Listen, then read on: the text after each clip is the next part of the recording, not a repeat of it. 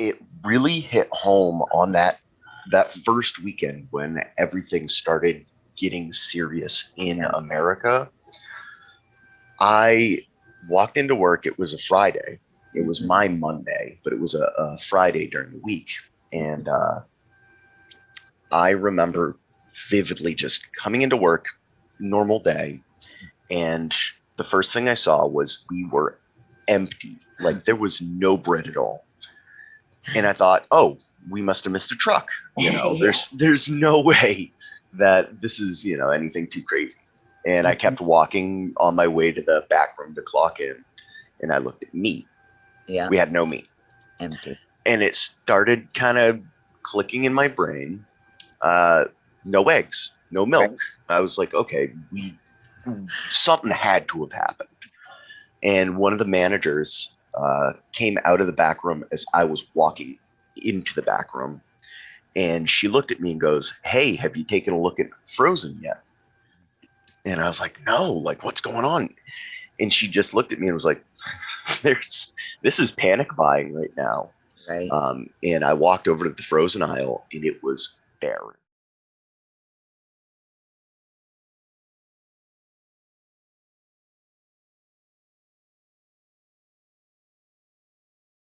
Wasn't really surprised because we've had things that have happened health-wise, not pandemics in my time, but certainly fears of things that have gone around.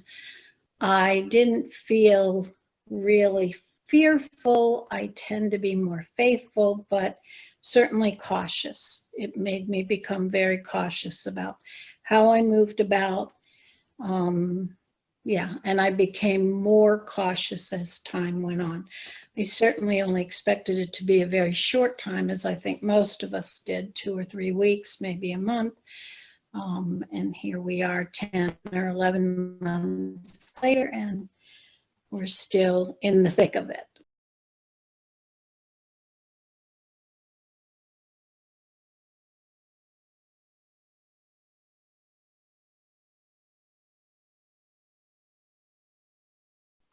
Really hasn't changed me that much because I had to take all the precautions before the pandemic because of my double lung transplant. And has the pandemic frightened you at all? No. What's been the most challenging part of this experience? It really hasn't been any more of a challenge except for socialization.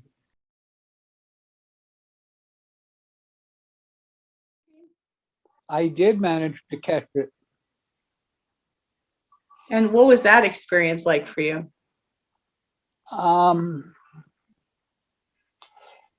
It was more like a bad cold. I really didn't have a bad case of it, but I had a fever for 2 days. And I had fatigue for about 10 days. And as being someone who had a double lung transplant, do you feel like that made your situation helped or hindered? Well, I don't know. Maybe the medication helped. It was supposed to be pretty much a death sentence if I got it, but it wasn't.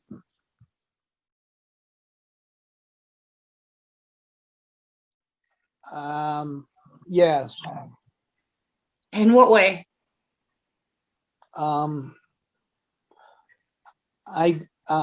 grew up a little. I became more mature in my outlooks on children. What do you think out of that is the most valuable thing to you that you learned through the process?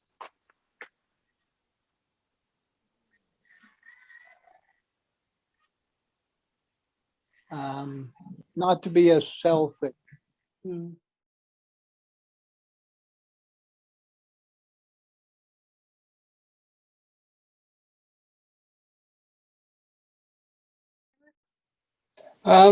Yeah, it's affected in many ways. There's a lot more protocol that we have to do now to checking kids in. As they get on the bus, we have to actually take attendance so we know they're for contact tracing. Every kid is assigned a seat number, so which once again, all of these things are for contact tracing. So in case it's added, everyone's wearing face masks, so it's a little less personal, unless especially for first year kindergartners, they don't actually see your face, so Right. they don't see a smiling bus driver as they get on. They're already scared getting on the bus, and Oh no. now everyone has a face mask, so it's a little more intimidating for the little kids,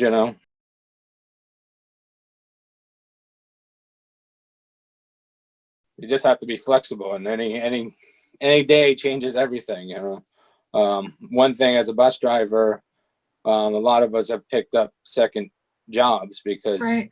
we don't have the field trips. We don't have as many sport trips. So I hadn't even thought we about that. we all kind of took the hours just aren't there for us anymore. Right. So Right. like I've started substituting at the schools. So.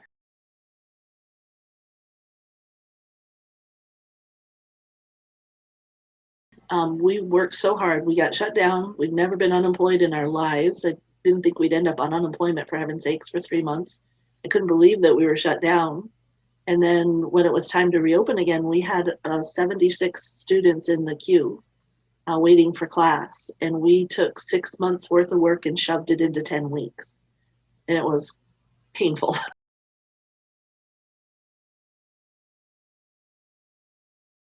I live by myself. I have a wonderful son, but I didn't know how it was going to work out at first, and then because I take the bus, I don't have a car. And, we got to talking, and he says, well, we'll do your grocery shopping once a week or once every other week, and, drop it in the hall. And the dropping in the hall was more sad than not seeing him. Well, because, he texts me and say, okay, the groceries are there, at your door. And it was just weird. Yeah. I just wanted to open the door and hug him, but you could, there was no choice. You had to do what you had to do. So.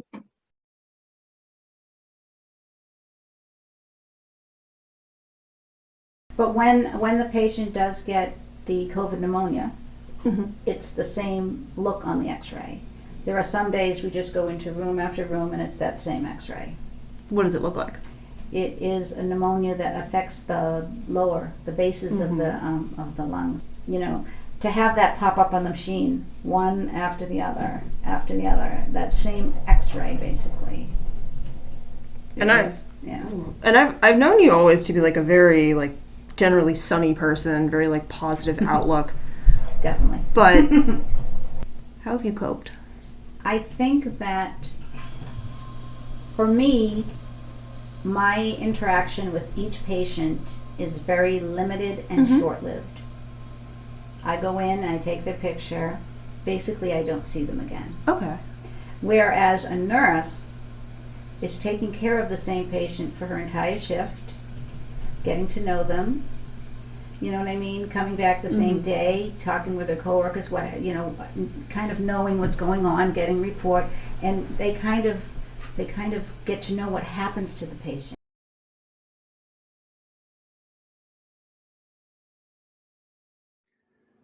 So I was able to hear a little bit of your story, and this is I would like to hear it, and I think it's important for other people to hear it too, because there are still people out there who they still think that it's all just a big hoax and it doesn't exist.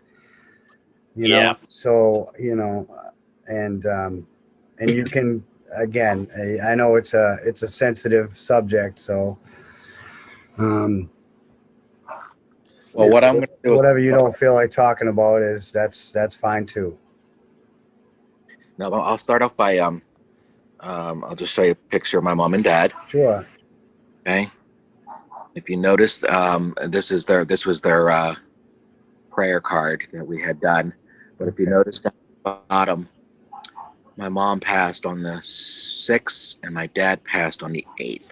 Wow. I got a call from my sister saying that they had, that my niece had found my mom unresponsive, and then that they had rushed to the house.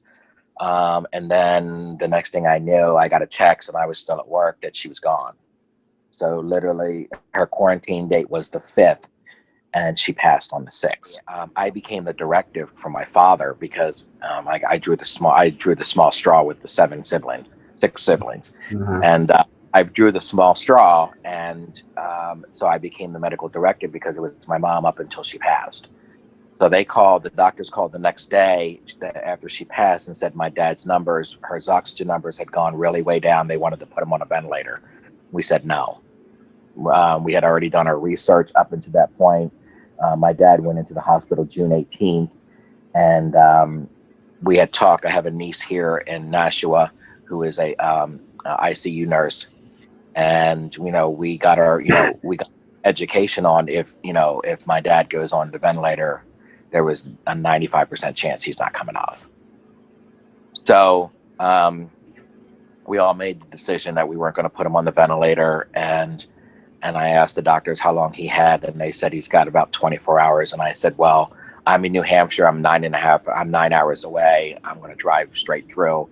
And, because one of the things that I wasn't able to do is I wasn't able to say goodbye to my mom. It was very surreal for, all of us because, in 48 hours, seven kids became orphans. Yeah. And we were not prepared. I mean, I wasn't prepared for my mom, but I was more prepared for my father. Right. Well, at least he got to see you and your brother, and he wasn't alone. Right. Because that was one of the saddest things about this whole ordeal, was how many people died alone or in a room full of strangers. Right. Couldn't be with their loved ones, and that's just heartbreaking. Yeah, it is. I mean, I couldn't imagine. I mean, and that was one of the things that was weighing on my heart and my mind as I was making this decision to come down, because I had to talk with my husband, and I was like, we need to have a plan for when I get back. Fortunately enough, we have a long house, and so I was able to quarantine on the left side of the house, which had a different entrance. Okay.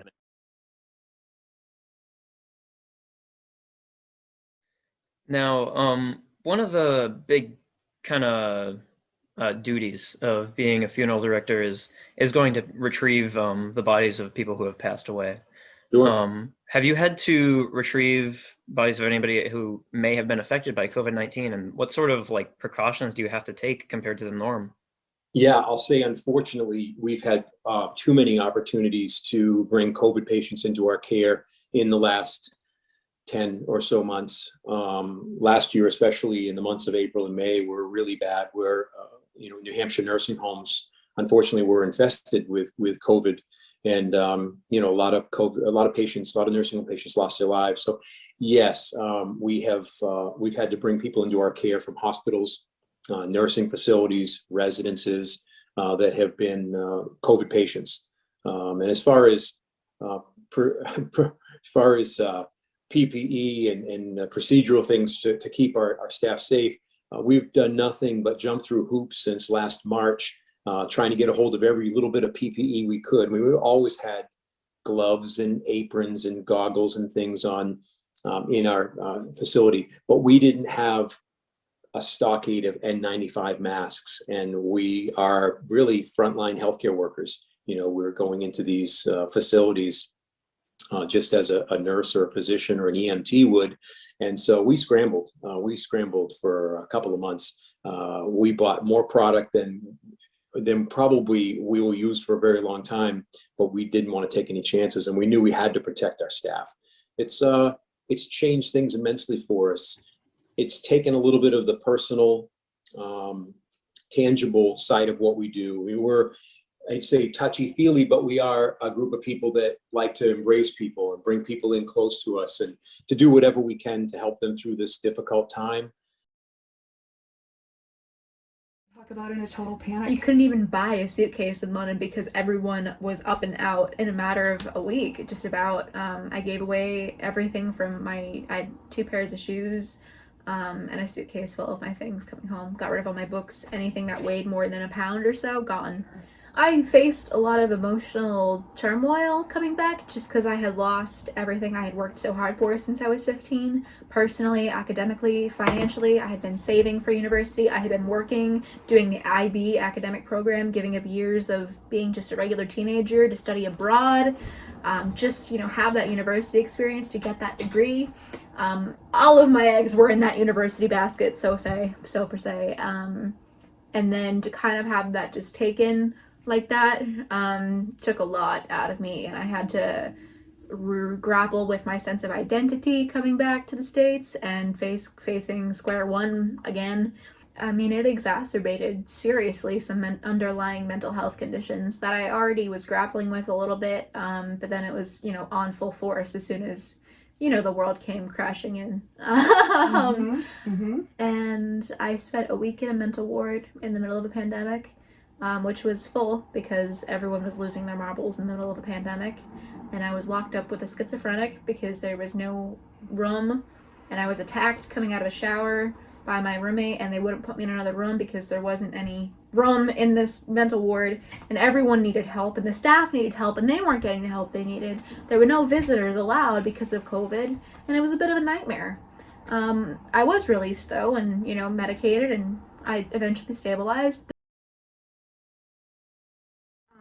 So when I was in Cambridge, most of my patients, if not all, were COVID positive, which definitely was difficult, and we weren't as didn't have as much supplies as we did at Wentworth. I would have 5 N95s. I'd put it in a bag at the end of my shift, and I wouldn't touch it again for 5 days, hoping the illness would not be on it when I pick it back out of the bag. So stuff like that was a little scary. Like, you don't know if you're going to have enough N95s for work. And then in late October, I was working on the COVID floor, and ended up actually getting COVID, and probably, I'm thinking, from one of my patients on that floor. So that was pretty scary, because you think in your head you're doing everything right, you're wearing all the protective gear, washing everything, and then you still have I wasn't in the ICU, so I didn't see patients being intubated or things like that. They were there, definitely,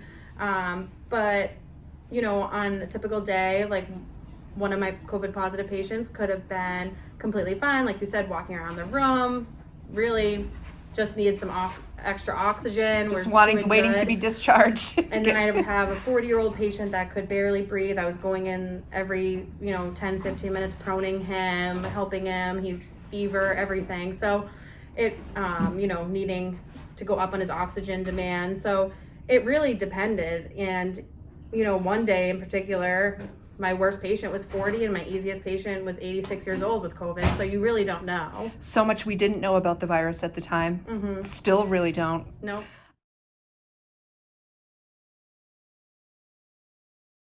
It was easy to be anti-vaccines when we really didn't have to worry about getting sick from anything that vaccines protected us from, because we're here in the U.S. But now we don't. Now there's the pandemic, so everybody's scrambling for the vaccines. So I was hoping it would upend the anti-vaccine movement, and in the process make people rethink sort of the underlying, what's the phrase I'm thinking, sort of anti-science, anti-expert ethos that's kind of permeated it. I'm not sure it has, and that's a little worrisome. I think that we have seen the value of bars and restaurants and local businesses in a way that many people sort of recognize, but didn't really. I mean, I don't know about you, but I'd kill to go into some smelly bar and buy an overpriced beer and hear a lousy band. So I really miss doing that. And so I think a lot of that will come back. What won't come back is, I have fear, is mom and pop shops. I think too many people have gotten in the habit of online shopping, and I'm not sure you're going to see. You'll see. So I don't think you'll see as much local retail come back. You will see restaurants and bars and gathering places come back. I have 6 years old daughter. I already mentioned that, and she has a lot of therapy because she is an autism spectrum disorder. And when everything was a lockdown, she all the time was at home, and I'm so afraid how her development going on, and what can I do with her alone. She cannot have ABA, cannot have PT, OT, and speech and school and everything. So it was so stressful how she gonna going to doing. And because I'm not taking also summer class, I'm spending all time with her and trying to be her everything, her therapy, her mom, and everyone. I was working at Little Miss Sophie's, and then, I can't do a morning shift because I have to be home with someone has to be home with her and Jax, which as far as Jax goes, I could have potentially set him up for daycare and had them both out of the house, and we could both work a 9 to 5, or not 9 to 5, but like 7 to 3 or something along those lines. But now it's like I have a limited amount of time where I can go to work, and it's been difficult.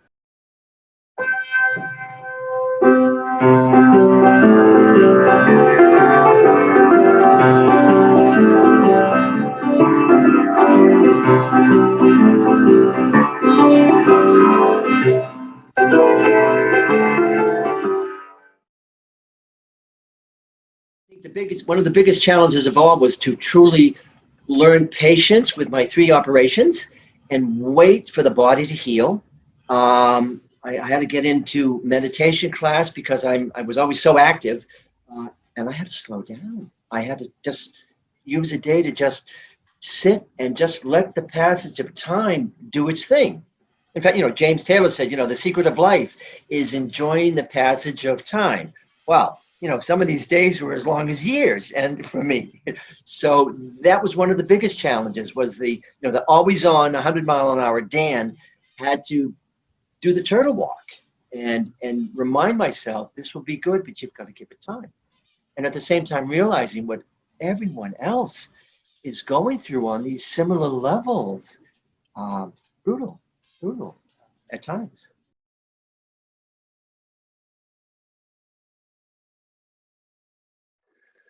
Well, I play roller derby, and my league is a really important social outlet for me, and roller derby is a really important physical outlet for me. And we have been unable to practice in basically any way whatsoever for a year, and that has been it hits me physically, it hits me emotionally, and it hits me socially. So that has represented a huge loss for me, and you almost can't come up with a scenario better than an indoor sport where people jam together hard to spread respiratory infection. So it's going to be among the last things that we get back to as well. So all kinds of people are going to be doing all kinds of things that they love to do, and I'm going to be waiting and chomping at the bit. I have an elderly mother, and I have people in my family who have pre-existing conditions which would make COVID-19 a very threatening disease for them. And so I have been pretty fanatical about knowing the best science, knowing what the best mitigation measures are. Interestingly enough, I had a real hard time bringing up those creative needs to play. And even though I had time, I would come in and I'd find myself being more fastidious about organization. So it wasn't a total loss. I also had a fortunate thing happen during that time that I found romance. So I had time for that. So that was a plus. Pandemic. Well, it's just everybody is two-dimensional. Everybody's just a flat person on a screen. But there have been opportunities to be in person with people, and certainly I do my best to follow the protocols with wearing a mask and social distancing.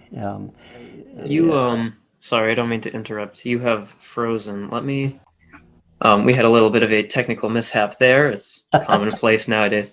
I had asked you what it was like to interact with the members of the church now that everybody is just online and you can't go see people in person. Yeah, it's a heartache. It really is. So I would say it's a bit of small obstacles that are becoming overcome, but they're almost never ending at this point.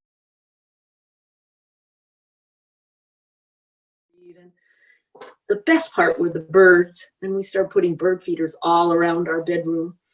And you could, in back there, you can maybe even see one, but stuck to the window and right outside the window, and birds would sing and eat, and we could recognize which bird it was. And I have to say, I really admired the chickadee the best. The chickadees are so brave. They like people, and they're not afraid of people or our cat or anything. They're just there. If everyone could be a chickadee during COVID, it would be a good way to be. It's